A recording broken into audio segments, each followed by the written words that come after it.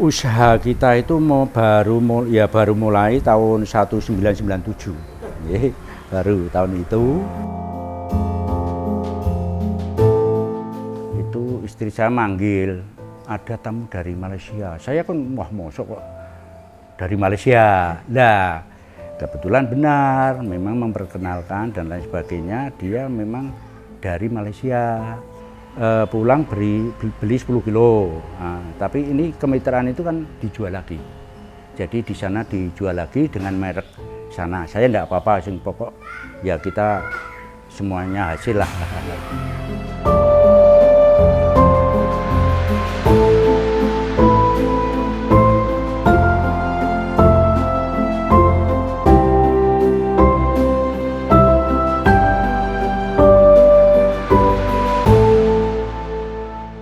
Kenalkan, saya Petrus Sugianto selaku pimpinan daripada CV Home Industri Mikbis New Istiqomah maupun sebagai ketua Poklahsar Kampung Bandeng. Jadi Poklahsar itu singkatan dari kelompok pengolah dan pemasaran. Jadi untuk khususnya di CV Home Industri Mikbis New Istiqomah itu ada dua misi. Pertama adalah industri pengolahan. Jadi industri pengolahan hasil kelautan dan perikanan. Untuk yang kedua merupakan pusat pelatihan hasil kelautan dan perikanan mandiri.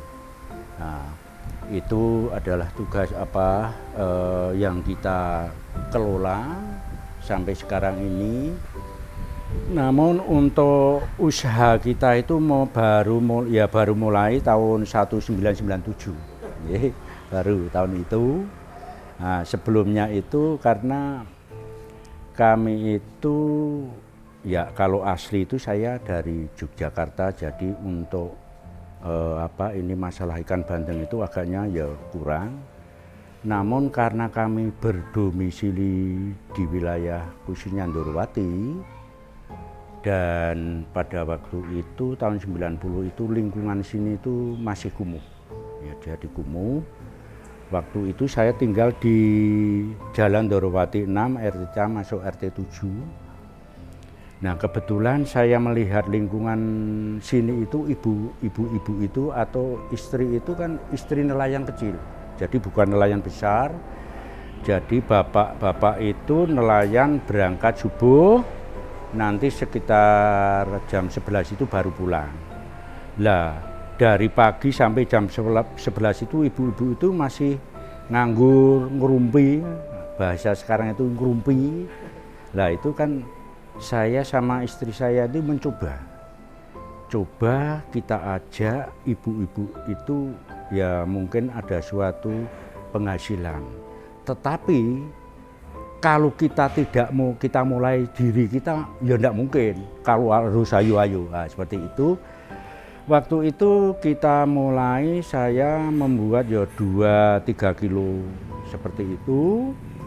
Nah, itu ya sering kita bagikan dulu kurang lebih selama 1 bulan, tapi tidak full 1 bulan, tapi 2 hari 3 hari kita masak, kita bagikan, kita merasakan gimana. Setelah bulan kedua itu kita produksi, kita jual ke pasar Karangayu. Nah, pada waktu itu dalam perjalanannya waktu itu di pasar Karangayu tahun 97 itu baru ada orang yang menjual bandeng presto, termasuk 4 saya itu. Maka itu kita mulai pembuatannya itu di jalan, ya di jalan seperti ini, di jalan, seperti itu. Lama-kelamaan tidak begitu lama, ibu-ibu tadi yang rumpi itu mendekat, melihat kan begitu. Lah, melihat mendekat. Setelah itu dia istilah ingin ikut-ikutan presto. Lah kami persilahkan, ya kami bimbing caranya dan bagaimana dan selanjutnya. Namun kami sendiri dapat pengetahuan ini juga atas atas bukan kemitraan ya, tapi atas kebaikan dari dinas-dinas yang terkait, seperti Dinas Kelautan dan Perikanan Kota maupun Provinsi, Dinas Koperasi, terus Dinas Perindustrian dan Perdagangan. Itu khususnya dari Dinas Kelautan itu apabila ada sesuatu pelatihan yang sifatnya itu kami diundang untuk mengikuti pelatihan, ya pelatihan pengolahan banteng seperti itu. Setelah itu pada tahun 67 itu kami setelah membaca literatur pada ikan, kebetulan semua ikan itu yang banyak kandungan protein hanya pada ikan bandeng. Nah, maka pada waktu itu kita coba kita labkan. Benar, jadi perbandingan itu memang saya pada waktu itu membeli di Pasar Juar sama membeli di Pandanaran. Nah itu setelah kita masukkan ke lab, itu pakai panci pabrikan itu memang betul-betul kandungan proteinnya itu tinggal berapa persen. Nah, di dalam itu saya berpikir karena ya teman ada yang di perguruan tinggi, maka waktu itu saya koordinasi dengan pihak UNES yang sebagai ketuanya itu Bapak Dr. Andres Sunyoto, itu berkomunikasi, berunding bagaimana kita itu meningkatkan untuk kandungan protein itu setelah kita periksa itu supaya tinggi. Nah, difasilitasi oleh UNES, akhirnya kita mengadakan suatu penelitian, maka secara singkat kita ketemukan cara mengolah presto itu dengan panci LTHPC. Jadi dari singkatan low LTHPC, low temperature high press cooker. Jadi dengan temperaturnya itu rendah, tapi untuk tekanannya tinggi. Nah itu, dan untuk segi keistimewaannya jelas, itu ada data di lab, artinya yang telah saya labkan, itu kandungan proteinnya tinggi, tekstur warna bantengnya masih bagus seperti segar, tapi kan sudah dimasak. Nah, duri, lunak, daging juga gurih lah, seperti itu. Jadi untuk selanjutnya memang kami sampai sekarang masih dimintai lah untuk kemitraan untuk memberi pelatihan-pelatihan. Jadi seperti halnya besok tanggal 7 sampai 9 itu kami harus berangkat ke Peruri Karawang untuk memberi pelatihan di sana. Seperti, dan untuk tingkat provinsi ya sudah agaknya sudah menyeluruh dari beberapa UKM. Namun UKM tadi kan atas permintaan dari dinas yang terkait, misalkan dari Dinas Koperasi ada UKM-nya yang misalnya di Pati, lah itulah nanti yang mengundang saya kan dari Dinas Koperasi sana. Awalnya enggak Pak, jadi karena memang saya itu seginya itu saya tidak ayo gini, bukan. Tapi ya itu mamerke lah, istilah mamerke, nek aku belei dan lain sebagainya itu di jalan. Nah gitu loh Pak. Secara otomatis ibu-ibu yang sering kumpul-kumpul itu datang, ya duduk melihat sambil ngomong-ngomong awalnya, tapi terus ada yang apa itu ngrewangi ya toh, itu dan tersebar ke beberapa. Nah itulah, jadi ada juga yang memang berkeinginan tapi tidak melihat karena melihat prospek. Ya, jadi ada contohnya seperti Pak Amin, Pak Wardi, Bulegira itu kan prospek, artinya prospek itu kan dari awal sampai sekarang enggak putus jualannya, produksinya gitu. Karena prospek, kalau enggak prospek mesti berhenti. Nah, seperti itu. Jadi aman ya. Jadi malah tahun 2011 itu untuk OVO Banteng kan hanya se-Jawa Tengah, itu hanya di Kelurahan Kerbokan. Jadi ya awalnya karena kami dibina dari dinas-dinas terkait maupun pemerintah provinsi, ya kita sering pertemuan. Jadi sering pertemuan dengan yang dipandang untuk Pandanaran kan Pak Daniel Bandeng Yuwono itu ya, sering ketemu, sering curhat bagaimana cara mengolah dan lain sebagainya. Itu ya. Ya, di samping kita juga harus menerapkan suatu aturan, ya. Suatu aturan yang tertinggi adalah GMP atau sertifikat kelayakan produksi, ya. Itu sudah saya miliki, mungkin ada di situ itu. Ya, mestinya harus ya itu kan pada waktu itu kan kayaknya kok belum ada orang yang mempunyai jujur saja mungkin yang lainnya tidak mempunyai pemikiran coba ini saya labkan. Itu asli jujur, jadi tidak ada mungkin. Nah, saya itu terinovasi pada itu adalah pada kalau kita membaca literatur tentang ikan bandeng dan lain sebagainya. Nah, setelah itu akan kita coba, seperti itulah. Jadi kami mempunyai pemikiran dan inovasi lah. Jadi pertama yang kita keterapkan kan kita harus selalu inovasi, ya, dan menerapkan SOP-nya itu aja. Jadi bahkan kami tahun 2016 mengikuti lomba tingkat nasional Innotek, ya. Jadi untuk Jawa Tengah itu hanya 3 kemarin yang maju ya, ke Jakarta. Mas. Jadi ya ini banyak sebenarnya kemarin seperti kami kemarin kan juga memberi pelatihan bagi Prapurna tugas untuk polisi, yaitu mungkin ini fotonya kebetulan tidak saya pasang ya Pak Condro, masih Pak Condro, orang sini kaget, mosok, seperti gitu. Jadi orang sini mosok, wong Jogja kok bisa gitu, karena apa? Karena memang saya akui, tapi pada dasarnya wong barang bisa dilihat, nah gitulah. Jadi ya mungkin awalnya tidak sebagus itu jelas, jadi kok meletot kalau kita belah gini, belah gini, itu jelas mengalami suatu perjalanan. Jadi pada tahun-tahun pertama, tahun kedua itu mungkin kan kurang bagus lah.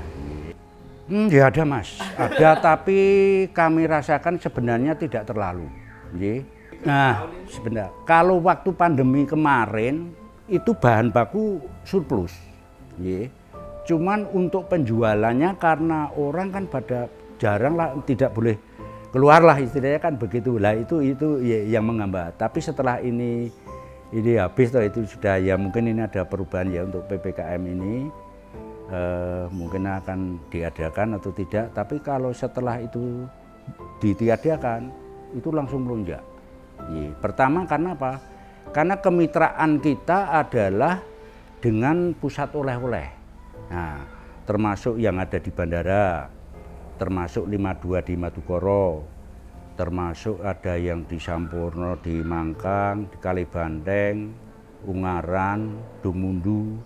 Nah, kebetulan kan bosnya pemilik yang ada di Dumundu, termasuk di Kalibanteng itu kan punya juga yang ada di rest area. Nah, begitu. Jadi itulah kemitraan kita. Kalau Istiqomah sendiri di mana aja Pak barang? Ya sebenarnya ada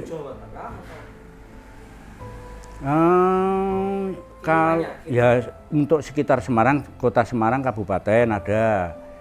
Kemarin sebelum pandemi itu sudah merambah di Secang sampai Jogja. Ya sampai Jogja, yaitu kemitraan kita itu. Namun adanya pandemi itu sana mengusulkan, Pak, ini masih sepi, bagaimana kalau nanti kita tunda? Lah seperti ada ke Malaysia. Sampai Malaysia itu tiap minggu 50 kilo. 50 kilo. Untuk harganya ya masih sama lah, artinya dengan sini. Cuman untuk ongkir transport pesawatnya kan dari pihak sana. Sampai Malaysia Pak? Ya. Orang Indonesia atau orang Malaysia? Kebetulan gini Pak, sore-sore itu kan saya ini belum saya bangun seperti ini ya. Saya di belakang itu istri saya manggil, ada tamu dari Malaysia. Saya kan wah mosok kok dari Malaysia. Nah, kebetulan benar, memang memperkenalkan dan lain sebagainya, dia memang dari Malaysia. Lah itu kakak beradik itu. Kakak beradik, yang satu itu kalau tidak salah kontraktor, yang satu itu ya masalah konveksi. Nah, ini yang satu konveksi itu kalau beli kulaan itu ke Bandung. Yang kontraktor itu pernah dikasih bandeng dari sini ya sama dusnya. Lah itu kok rasanya enak dan lain sebagainya, membawa dusnya itu dibawa ke sini melacak. Lah itu awalnya, akhirnya waktu itu awalnya pulang beli 10 kilo. Nah, tapi ini kemitraan itu kan dijual lagi. Jadi di sana dijual lagi dengan merek sana. Saya enggak apa-apa, sing pokok ya kita semuanya hasil lah. Ya betul. Ada yang di Bekasi, ada yang di Jakarta itu dikemas kembali. Jadi packing sendiri sana. Ya pada akhir-akhir ini merasakan itu enak, senang. Ya kita bukan harus memandang dari penghasilan. Tapi saya rasakan pertama, kalau kita mungkin membagi istilah ilmu seperti kita memberikan pelatihan, gitu, itu kenyataannya banyak yang telepon ke sini ya kabar-kabar baik, semoga sehat. Nah, itu kan mendorong saya. Jadi kayak Pak Petrus ini kan saya memberikan pelatihan. Ya saya bagikan, jadi saya tidak mempunyai rasa khawatir ya Mas ya, malah saya tuh kita berpaku pada masalah lidah gitu Mas, satu, dan pembumbuan yang kita terapkan seperti resepnya ini, seperti yang kita buat belum tentu nanti di tangan orang lain itu sama ya. Jadi seperti itu, maka saya tidak mempunyai suatu rahasia, monggo ini yang baik. Bahkan sini pun sampai sekarang mungkin kalau ke tempatnya Pak Amin itu, wah pokoknya aku naik bumbu ya apa yang dikatakan Pak Petrus lah, seperti itu. Jadi saya sebenarnya saya tidak terlalu Pak, tapi saya tetap berpendirian yang akan lebih bagus, lebih baik seorang ibu. Nah apalagi yang kita latih juga ibu-ibu, jadi seperti itulah. Jadi memberikan pelatihan dari mulai tahun berapa? Paling jauh kemana? Saya mulai dari tahun 2013. Paling jauh? Paling jauh Kalimantan Timur, Pontianak, terus Balikpapan. Ya. Maksudnya saya gini, di sana sendiri bandengnya ada apa enggak? Kalau di Kalimantan Timur itu enggak, yang ada itu malah di daerah Banjarmasin. Itu yang paling banyak. Ya, jadi kan gini. Saya memberi pelatihan pengolahan, jadi kita memanfaatkan sumber daya alam yang ada di sekitar. Seperti ini kami juga ada, ya baru aja kita mulai presto ikan nila.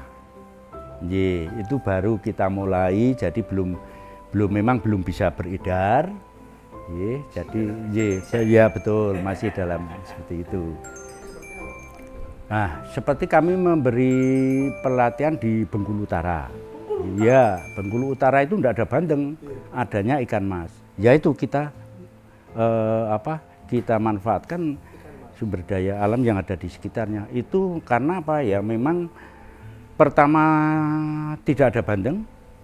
Yang kedua, respon orang mengkonsumsi itu dari ini, ikan mas, ikan nila, seperti itu. Saya waktu itu saya tanya, Pak ini kalau dijual goreng, presto goreng ya ini harga segini berapa? Yaitu 12.500. Di sini 5.000 pun berat. Nah itu dengan sebesar itu, wah saya juga heran. Ini belum, nanti rencana Maret. Ini akan sedikitnya menstabilkan masalah bahan baku. Bahan baku untuk dalam negeri?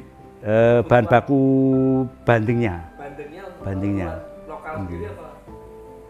Ya lokal bantu bandeng ini kan agak sulit ini. Untuk permintaan pasar daerah, misalkan lingkup Jawa Tengah itu sekarang kayak gitu? Untuk bahan bakunya? Ya setelah bahan baku terus diolah terus ketika sudah kirim permintaan Satu hari sekarang paling-paling sekitar 200-an kilo presto. Nggih, untuk keseluruhan ya, untuk keseluruhan kemitraan saya. Itu masih menaik apa masih stabil? Oh, masih stabil, masih stabil. Biasanya rekor nih. Iya. Pak Petrus nih dari Robokan nih pernah berapa ratus kilo? Ya, untuk rekornya sekitar 350. 300 kilo. Iya, untuk waktu masih merambah ke Setang sampai Jogja. Bahkan sana pun yang pusat kota wisata ya. Dan Pak Petrus saja dari Jogja merantau ke Semarang malah bisa mengolah badan dengan teknologi yang luar biasa. Ini Pak terakhir Pak. Ya. Saya minta Pak Petrus memberikan mungkin semangat sama pelaku UMKM lainnya yang mau belajar di sini. Boleh Pak? Boleh, boleh. Sekali nah, itu monggo disampaikan. Ya, buat teman-teman UMKM mungkin bisa kita sampaikan seluruh Nusantara ya, karena apa, di Facebook itu juga dari luar itu yang sering menanyakan, maka marilah ya, kita bersama-sama mengolah ya, hasil kelautan dan perikanan khususnya, karena kan memang untuk apa ya, untuk tubuh atau kita itu kan harus ditunjang dengan ikan ya. Dan menurut data statistik itu untuk orang-orang Indonesia itu masih di bawah.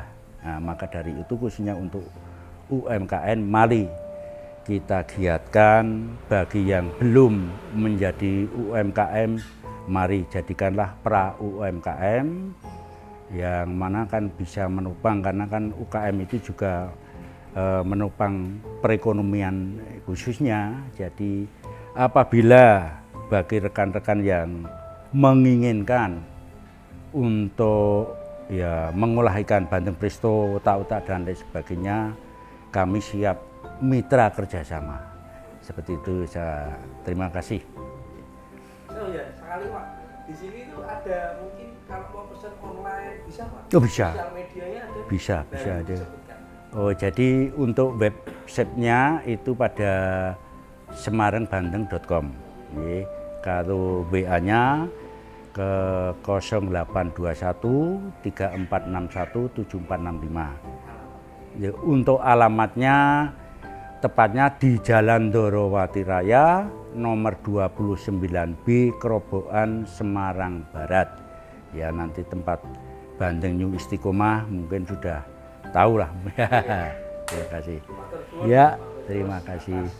Sharingnya, Ya, ya. ngobrolnya, semoga dengan adanya tim dari Kota Semarang. Ya. Sedikit lah buat Ye. promosi. Oke, siap. Turun. Untuk selanjutnya mungkin kalau mau di syuting apa di belakang monggo biar dipandu sama Bu. Lu di syuting belum? Oh, sudah. Oh, udah. Oh ya sudah. Turun. Terima kasih. Kak.